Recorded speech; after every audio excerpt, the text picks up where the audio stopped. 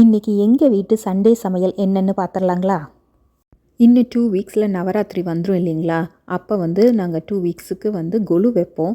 அதனால் நான் வெஜிடேரியன் ஃபுட்டெல்லாம் அப்போ சமைக்க முடியாதுங்க. அதனால் இன்றைக்கி என்ன வேணும்னு கேட்குறப்ப சிக்கன் பிரியாணியும் பெப்பர் சிக்கனும் கேட்டிருந்தாங்க.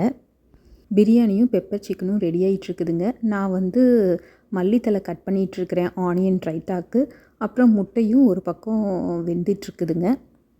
மந்த்லி ஒன்ஸ் வெளியே வாங்கி சாப்பிடுவாங்க. பட் அடிக்கடி எங்களுக்கு வெளியே வாங்கி சாப்பிட்றது எங்களுக்கே பிடிக்காது.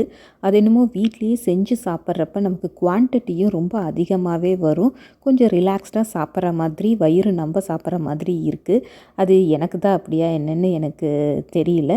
இவ்வளோதாங்க எங்கள் வீட்டு சாப்பாடு இன்றைக்கி. Chicken biryani, pepper chicken, onion raita, egg.